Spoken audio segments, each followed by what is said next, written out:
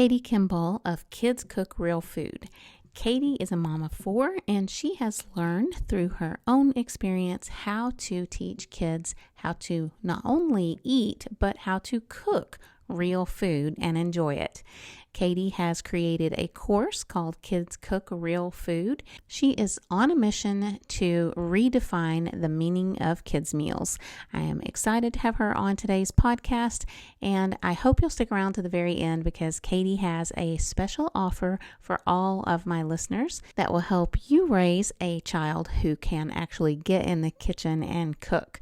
Katie has tons of helpful information on her website as well as on her Instagram account, so make sure that you check out the show notes for links to a lot of really useful information as well as Katie's course all about teaching kids how to cook safely in the kitchen. Welcome to A Healthy Bite. You're one nibble closer to a more satisfying way of life, a healthier you, and bite-sized bits of healthy motivation. Now let's dig in on the dish with Rebecca Huff. Today I am here with Katie Kimball. This is a subject that's very close to my heart, and that is kids' meals, what we feed our kids, how we feed them, how we talk about this. So we're going to be talking about something called Kids Meals, Kids Meal Revolution.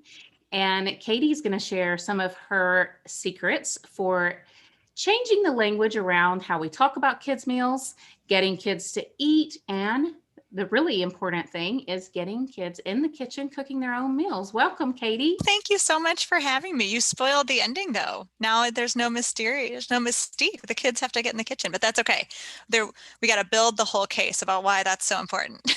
We do. I talk about getting kids in the kitchen all the time because I love cooking and I just think it's so much fun. So if you're listening, make sure you stick around to the end because Katie has a special offer that she's going to share with you all. So if you're listening, just stay tuned because she's going to share more about that at the very end. But let's get started. So when we talk about kids' meals, I know there's probably a lot of people out there thinking about a particular restaurant. Can you clarify kids' meals? Okay, whatever restaurant you're thinking of, it's the same menu as all the other restaurants, which is part of the problem. When we look at a restaurant kids menu, it's bland food. It's all basically different renditions of bread and cheese, right? Mac and cheese, grilled cheese. You got your chicken strips, your pizza, your cheeseburger.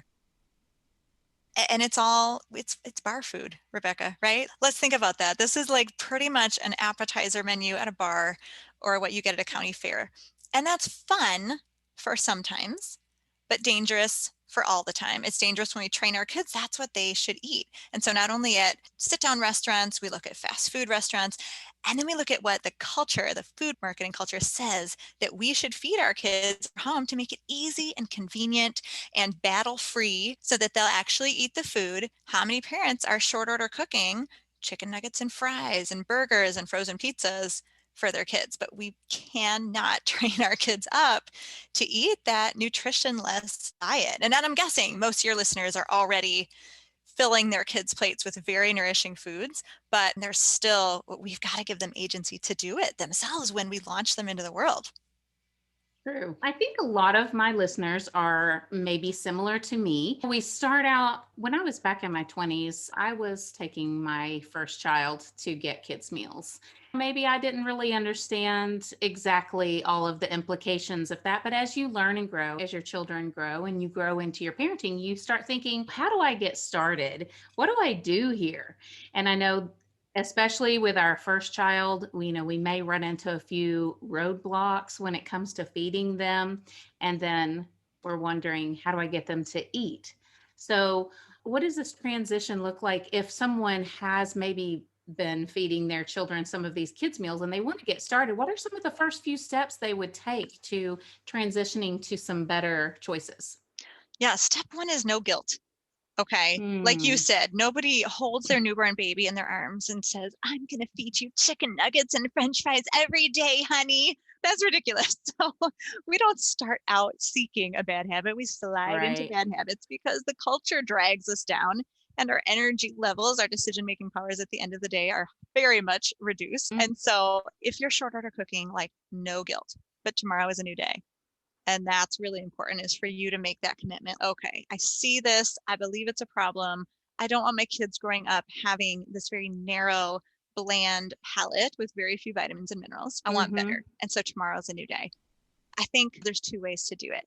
There's the pull the plug and there's the gradual shift. And you just got to pick the one that'll work for you. The pull the plug means you're going to probably have 3 to 7 days of a lot of whining, complaining, and gnashing of teeth at the table, where the children are getting yanked out of their habit and put into a new habit. But as parents, and this is, by the way, this is pre-teenagers. Teenagers are a whole different chapter in the parenting handbook. We're still writing, at least co-authoring, the chapters in their book called What is Normal? And we can create, I believe, a new normal by what we do, by the standards we set. Okay, so if you do the rip off the Band-Aid, pull the plug strategy, you just say, you know what? We're cooking 1 meal every day in this household. We're not making 2 anymore. We're not making 3. And I know families who make 3 and 4 meals to serve what the different eaters in their family are willing to eat. That's too much work. People, we're exhausted already. Don't do that to yourself. So 1 meal, we're going to make 1 meal. And, you set the expectation for your child that at least 1 bite of everything that is served goes on their plate. Okay, we cannot mandate that the bite goes down their mouth, because eating, sleeping, and pooping are the 3 things kids are in charge of, and they're in charge of. So you're setting yourself up for a power struggle if you mandate eating, sleeping, or pooping. But you can mandate that 1 bite on the plate. Okay, so if you're pulling off the Band-Aid, what I would say is this is the new normal. We're going to make 1 meal every day in the Kimball household, and 1 bite goes on your plate. But then you make sure, as you create those meals, that there are options, that there are 3 different things, a main course and 2 sides, or some salad and raw veggies, and that each child sitting at the table has at least 1 thing that they can eat, at least 1 friendly food as you're transitioning. If you want to transition more slowly and not just put down the hammer, obviously you might say, I need you to have 1 bite on your plate of the adult meal for today. Even you're still having your nuggets and fries or your pizza. Like, you can have this piece of pizza, but instead of being allowed to eat the half of the pizza, you have 1 piece of pizza. And if you're hungry for more, choose from the rest of the food we've served. Does that make sense? See how that's like a hybrid? They still get their old friends, and then at some point, less friction, but it's going to take longer.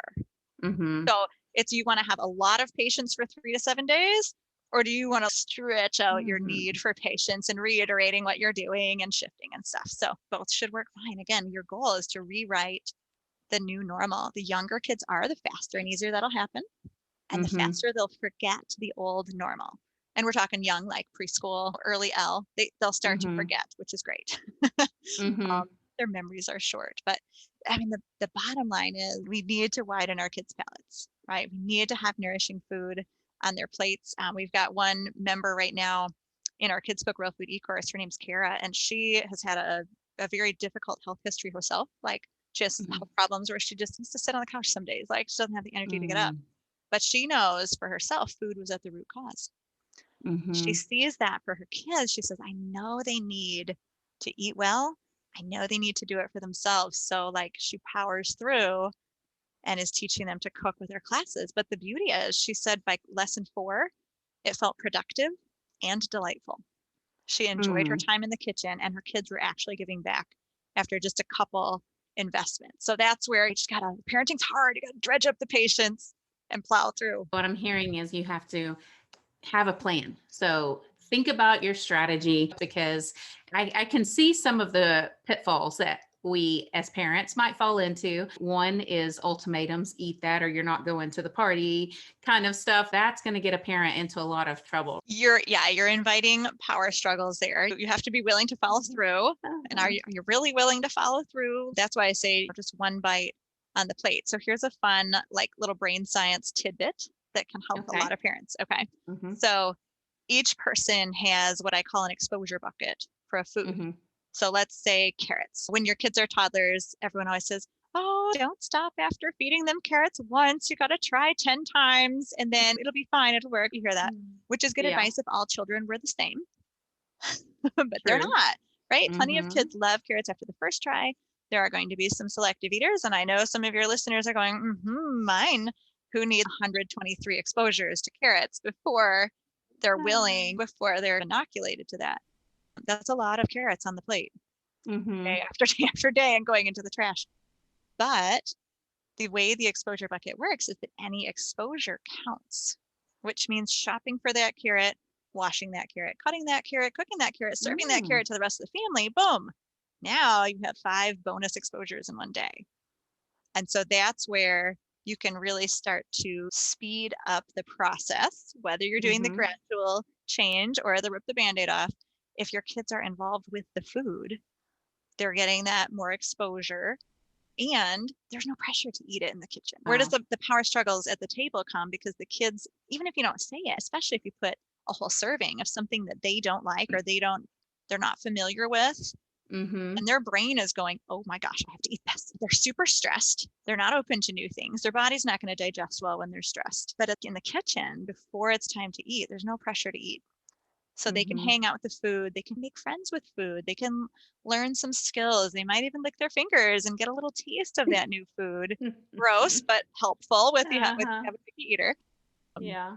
Without the pressure to eat it. And so their stress levels are going to be reduced.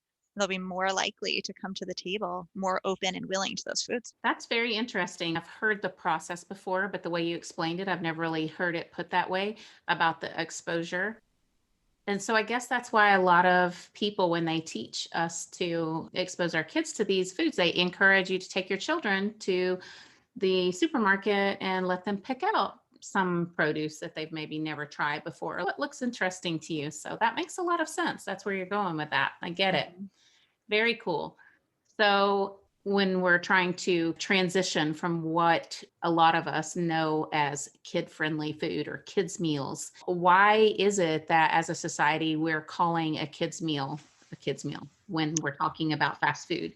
And why are we not calling a kids meal something like peas and carrots? Can you explain that to me? Why are they so bland and tasteless and bar food? Right. Yeah. The first kids menu actually started coming up in restaurants over 100 years ago. And at that time, the only people who went to restaurants were the affluent. And restaurant owners thought, these affluent people have children and they always have to get childcare when they come to a restaurant because no one would pay for an expensive restaurant meal for a child. So they created the kids menu at a lower price point, and they actually had doctors nutritionally balance these kids menus. So they were super nourishing, but yet bland. They didn't expect kids' palates to be able to handle any interesting food. So the parents were coming and having like really exotic foods, high price point. If they could bring their kids along for an affordable price point, the restaurant owners assumed they would come more often. And it worked. But the shift happened in like the 50s after World War II. Convenience was everything, right? That's when TV dinners came out. That's when like vacuum cleaners and everyone started having washing machines and the housewives' work was so much easier. And so the convenience foods in the home led restaurants to shift their kids menu to what they thought kids would eat. Parents didn't want to let it go. They didn't want to let go of that nice low price point and that kids menu. And so in somewhere between the 50s and the 70s, we fully shifted away from this nutritionally balanced doctor created kids menu into what will they eat, what will get more people in our restaurant. The Happy Meal came out in 1979. So that's my whole life. We've had fast food meals with a little toy. It's all marketing. Wow. But as marketing very clearly changes the mentality of the culture, we can see that in lots of places. Marketing has created this divide between what we expect kids to eat and what we expect adults to eat. And it's so dangerous. It's so dangerous. How in the world, when are kids supposed to shift? If we're lowering the bar constantly, and this is lunch menus too, don't even get me started about hot lunch in schools and restaurants and fast food, and then the marketing in the freezer section and as you're walking through the grocery store, the boxes with the cartoons on them are convenient, bland, nutritionless food. And so we're raising a generation of kids who assume that's what they're supposed to eat because that's what they're being fed. Wow, I had no idea the history about that. That's really interesting. And as a person who's been there whenever the kids' meals, as you're mentioning in 1979, because I vividly remember my grandmother taking my cousins and myself, we would go to the restaurant and have a kids' meal. And the whole like experience was new to her because she had been preparing from scratch food for her family. So this was something new and it was presented as this great and fun, wonderful thing. By the time I started having children, it was a tradition. You take them to get the kids' meal. But now I don't ever, I think I probably haven't been to a fast food restaurant since maybe 2000. Good So for you. maybe 20 something years. And when my older children were younger, I remember letting them watch, what was it? Super Size Me, where he ate only McDonald's food for a while. And that grossed my kids out so bad that they were like, no, I never want to eat fast food. No, thank you. That's But brilliant. Everybody should have their kids watch that. don't know. I don't know if that was the right thing to do or not. I was winging it. I didn't have someone like you teaching me and telling me the right thing to do as far as why do we think that we have to let our kids order off that menu? I'm not sure because like I said, I stopped going to fast food restaurants. When I take my children out to eat, it's usually to a sit down restaurant and the waitress would ask, "Do you need kids menus?" And my kids are like, "No." My kids never order off the kids menu. So, why do so many of us feel like we have to order off of the kids menu? It's cheaper. It's That's cheaper. that's It's a good point. easier. It's cute. It's Mhm. on the little Mhm. coloring page. And most of the time, the problem is even kids raised in a real food household like mine, they like those fun foods. There, you can't take the humanity out of the child that Mm. our taste buds are geared toward craving sugar and craving salt and craving those highly, unfortunately, what the food marketers have figured out how to put into highly processed foods because it's what we crave. Because it should be minute in nature, but it's Mhm. everywhere in culture. So it's definitely easier. One thing I like to prove to people is that you can make chicken strips, you can make a grass-fed Yeah. hamburger with a homemade bun, you know what I mean? Like Mhm. you can make those similar foods so much more nutrient dense fashion, so many fewer chemicals, so many fewer neurotoxins like MSG.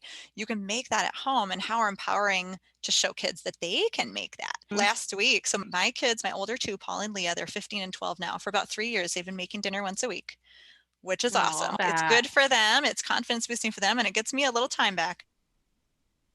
And we're recording this during Lent. My husband is trying keto for Lent for the first time. And so he told the kids, he said, don't worry about it. I'll figure out a salad and hard-boiled eggs or whatever. Whatever you cook is fine. But my daughter, like she's a giver. So she starts looking up all these keto recipes. And Aw, she made keto fried chicken for him. It was a really extensive, complicated recipe, but she nailed it. And I that's mean, it cool. kind of looks like chicken strips, but it's grain-free, low carb, raised meat, and they know that they can do it themselves, which is pretty cool. That is so cool. So you mentioned a couple of examples as to why we need to transition away from the society's idea of a kids meal. Can you give us a little bit more of an explanation as to what a kids meal, a healthier kids meal would be? I think if we want to talk about kid food or a Mhm. kid's meal, only two things Right. should be different between that and what the adults are eating. And one is Okay. portion size. Mhm. That's pretty obvious, right? Kids are smaller, they should have less food on their plates. And the other, for some kids need this, others don't, is that you might need to deconstruct the meal. Or Okay. reduce the spices a little bit. So if I'm going to make something that's more kid friendly, certain kids, not all, but certain kids Mhm. don't like their food to touch. A Mhm. casserole is their kryptonite. And so how can we serve food that the adults, the other children like, but still help speak the love language, speak the eating language of the child who doesn't like their food to touch? There's no short order cooking needed. You just serve the different parts separately. You serve your sauce in one bowl, your meat in another, maybe if it's a pasta or rice or grain in another, you know what I'm saying? Or imagine Mhm. like a burrito bowl bar. Instead of making a burrito casserole, the burrito bowl bar. Everyone has access to everything. Your eaters who maybe have more distinct likes and dislikes, or they don't like their food touching, they're still eating, they're still joining in the meal, you're still making one meal. And I talk about growth language, growth mindset a lot. Carol Dweck Mhm. says we can't fix our kids, especially assuming that they will always be the way they are. Like I have a 6-year-old, he doesn't know how to write a 5-paragraph essay, but I'm not freaking out about that. I have a 9-year-old who has no idea how to take a final exam. Uh-huh. That's okay. Before my kids were potty trained, I never once stayed up like staring at the ceiling in despair going, oh, they're going to go to college in diapers. Oh my gosh. We assume growth in all areas. But sometimes when it comes to eating, we assume they'll stay picky forever. Stop it. They're going Wow. to grow. They're going to grow in eating. It's a process, just like Uh-huh. academics, just like personal hygiene. I do have some concerns. I have some boys. I'm like, I don't know if they'll ever shower daily, but they can grow. So the secret word for growth mindset is yet. Yet. Anytime you talk with your kids about food, you say things like, oh, it's okay if you don't like that. Yet. Oh, I Mm. see you're not choosing the feta cheese today. You don't appreciate that Yet. yet. Or, oh, you're not really mixing your foods yet. That's okay. So you're setting it up with your language that they are going to grow, they're going to change, their palate will change, their preferences will change. And just making room for that growth, but accepting where they are. So smart. Wow. Yet something so Mhm. simple. We kind of panic as parents, like, they're never gonna, they're never gonna learn to eat all of this stuff. Yeah. Yet it's, oh wow, so simple yet so profound. I love that tip. Thank you.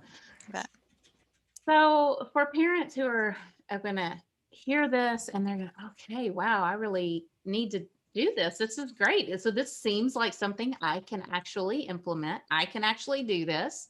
But wait a minute. I don't really know how to cook myself. I'm not really Julia Child. So what am I going to do? How do I make this happen? Do you have some starter steps or some kind of beginner method for people who want to do this? They want to get in the kitchen with their kids, but they really aren't that confident themselves.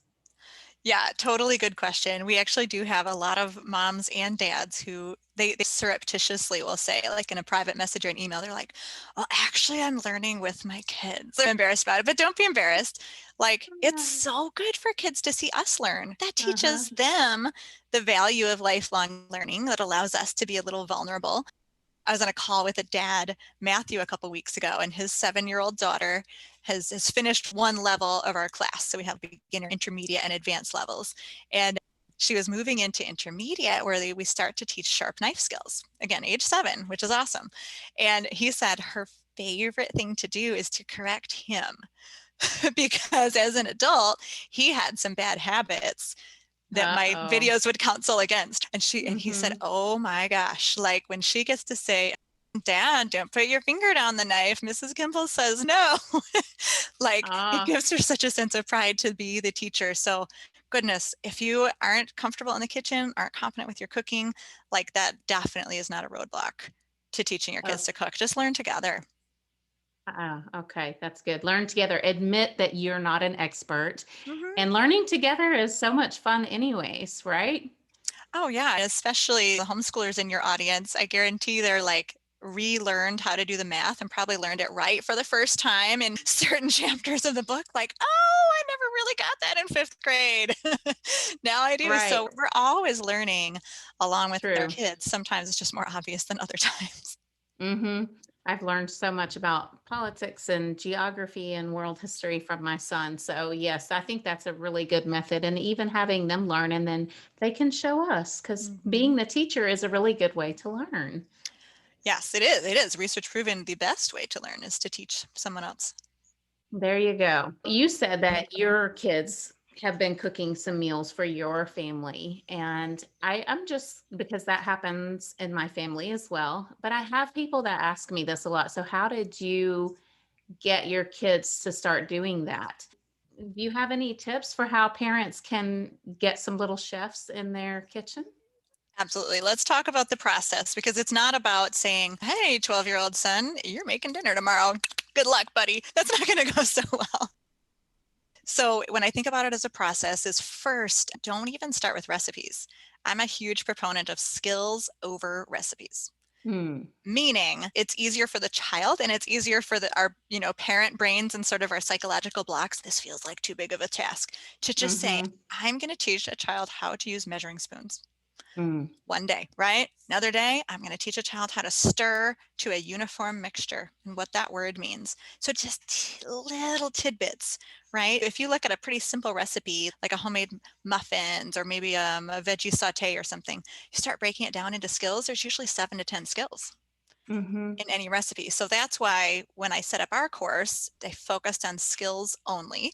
Obviously, we have to make recipes. We have to make some food, but I really wanted it to be flexible and adaptable so kids with food sensitivities, people in special diets could just switch out the recipes as long as it fits the skill. Does that make sense? That does. So you start with skills. That's way easier on your exhausted parent brain. And then once the kids they've built up enough skills to make a whole recipe. What I did with my kids was really this gradual release of responsibility, which is my parenting philosophy for all of parenting. Is how do we slowly give them a little bit more? So my 2 kids started cooking because I wanted to volunteer at church at high school youth group, which was at dinner time. My very honest husband said, you are going to be a stressful mess if you're trying to leave the house at 5 on a Sunday. Like you can't volunteer. There's no way. So I went to my kids. I said, Paul and Leah, I really feel called to volunteer with the high school kids. Would you be willing to make dinner it was actually every other Sunday. So they said yes. So not only are we now serving as a family and learning the attitude of generosity, which is awesome, but they were cooking every other Sunday. So before the school year started, we chose like our favorite grain-free homemade pizza recipe. We're just going to have that every other Sunday. So I made it while they watched. I narrated what they did, got those in the oven right away. They made another batch. I watched hands off. And I might throw in a little tip here and there, but that way, see how gradual that is? They watch me, then they do it with me watching. Then the next week I'm gone. They're going to do it on their own. And they did that same recipe every other week for a whole year, which was great. Talk about mastery. Like they had that thing memorized. They knew they had to get in the kitchen at 4:47 to have dinner on the table at 6. Like they had it dialed in, which is great. That's a skill in and of itself. Then the next year I said, okay, now every other time you got to choose something new. Anything you want. And I'd sit down with them and we'd read through the recipe or we'd talk about where are all these ingredients in the house. You know what I mean? There's just so much that goes into making a recipe. So I gave them that assistance, that crutch, so to speak. And then now we're in the 3rd year now, and they just have to plan whatever they want every week. I don't remind them. We've had days where it'll be like 3:00 on kids cooking day and I'll glance at my husband. I'll go, do you think Paul and Leah have any idea what they're making yet? Should we have mercy on them and tell them, or just wait until 6:00 and sit down at the table and go, what's for dinner? We've never had to do that, but they've had a couple days where they didn't remember to plan until about 4:00 on a kids cooking night. But that's how you learn pressure under fire, right? That's how you learn to be adaptable and flexible. And those are all skills that cooks need and humans need in the real world. So it's the kitchen is an incredible arena to teach resilience and learning from failure and a good sense of humor and so many skills that we want our kids to have.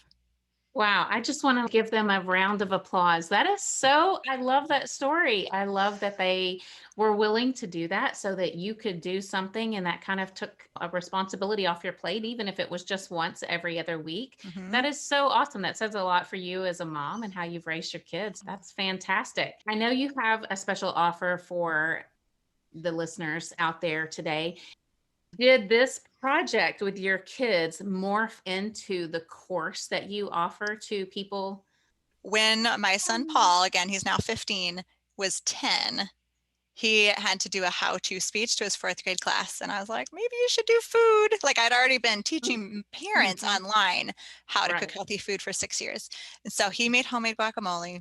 I had to teach him how to use the chef's knife.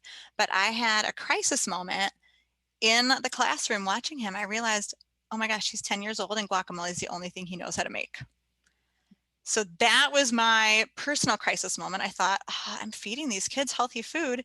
He's going to leave home in 8 years. And what if he doesn't know how to make it for himself? It's not going to stick. So that was like personal crisis number 1. Personal crisis number 2 was that I was spending too much time in the kitchen and beginning to forget what my well-nourished children were looking like. I was not spending enough quality mom time. So I genuinely needed help. And so that's why I started teaching my kids to cook 6 years ago. And that's what became the Kids Cook Real Food e-course, because I knew other parents needed the same help too. And then the other benefits surprised me out of there.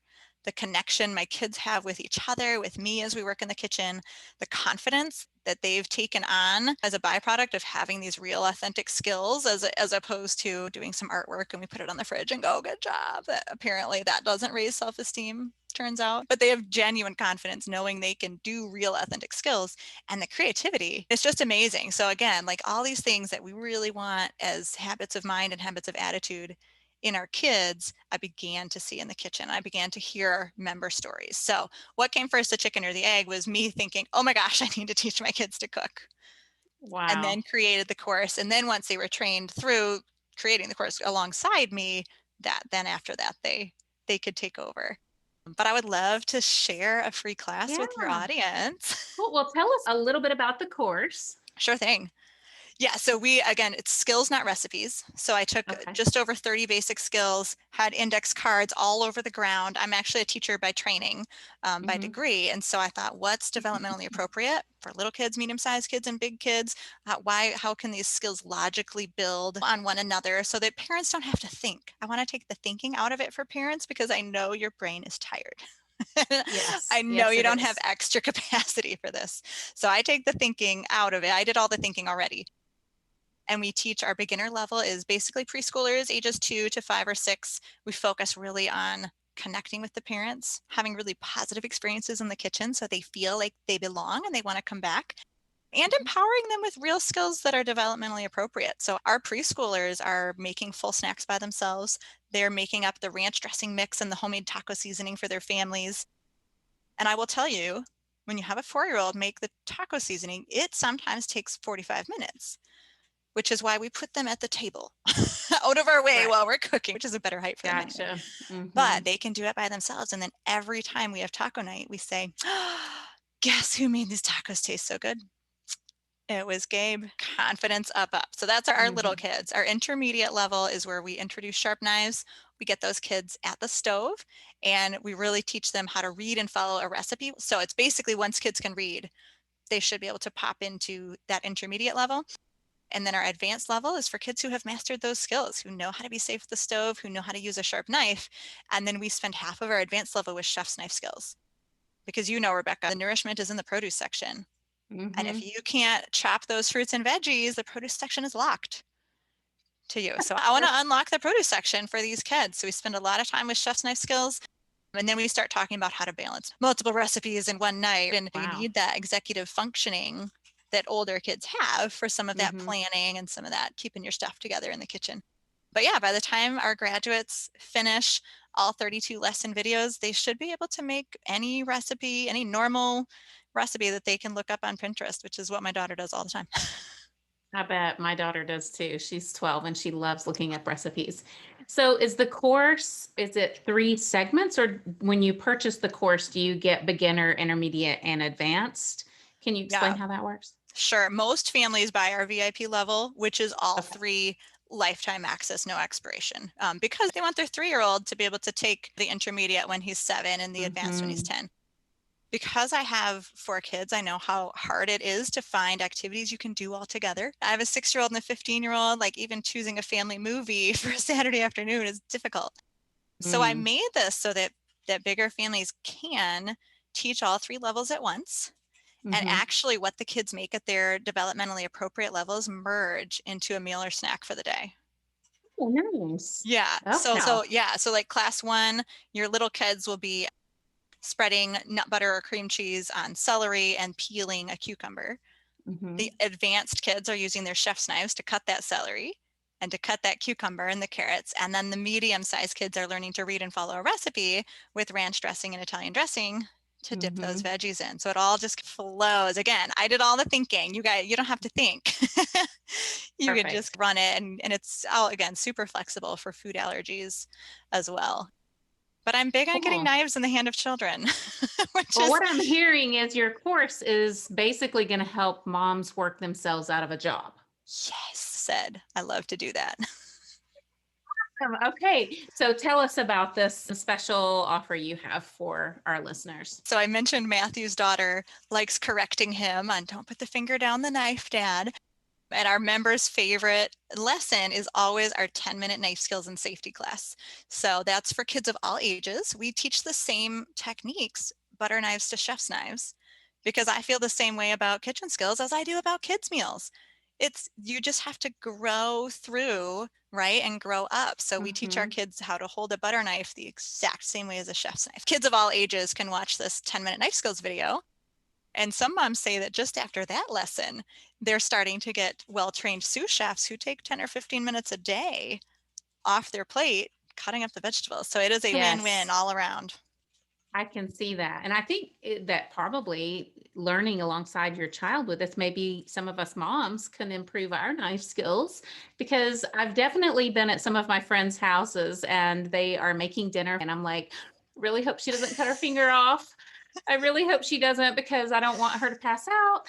I don't want us to have to take her to the emergency room. So yeah, I think Mhm. that perhaps this could even benefit some moms, like brushing up on our own knife skills. So thank you for that. How do we go about getting access? Are you going to share a link with us? Yeah.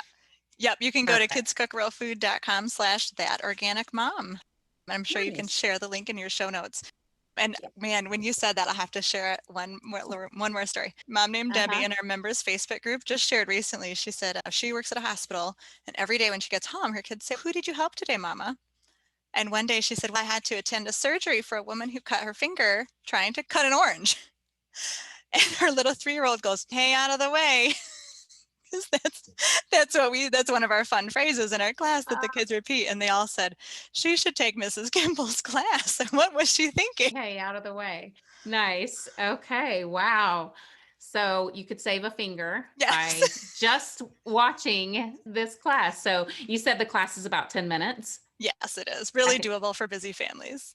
Good. Okay. So everyone listening at least has 10 minutes to dedicate to learning better knife skills. Keep yourself out of the emergency room. Thank you, Katie, so much. I'm excited. I'm definitely going to watch this and make sure that my daughter and I are practicing good knife skills, because we tend to make all of the meals here. Now, my older kids are grown and off doing their own thing now. Thank you so much. I just really enjoyed talking to you. I think this is such an important topic. And as far as getting more information about your course, about other offerings that you have, where can listeners go to find you and what you do? You can observe Kids Cooking Night and all we do in our household best on Instagram. That's where I'm the most real, at Kids Cook Real Food. And Mhm. yeah, kidscookrealfood.com is the hub where we not only have our e-course, but I also am really working to be a hub for children's health. So how do we as parents best raise healthy kids, body, mind, and spirit? And I do a lot of interviews, as you do, with experts in the medical and mental health fields.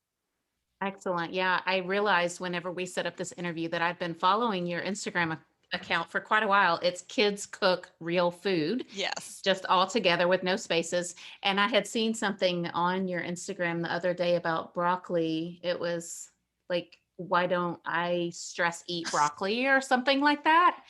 And I was like, that's a really good question. When Right. we don't stress eat broccoli. Why is that? But yeah, so there's a lot of really good stuff on your Instagram. Like I said, I've been following it for a while. I really enjoy what you put on there. Thank you again for being here. I've enjoyed this interview. And if you're listening, make sure that you go check out the show notes. There's going to be a lot of really neat stuff in there. And you can take this 10-minute knife skills class that Katie is teaching. So thanks again for being here, Katie. Oh, it's a pleasure. Thanks for letting me connect with your audience.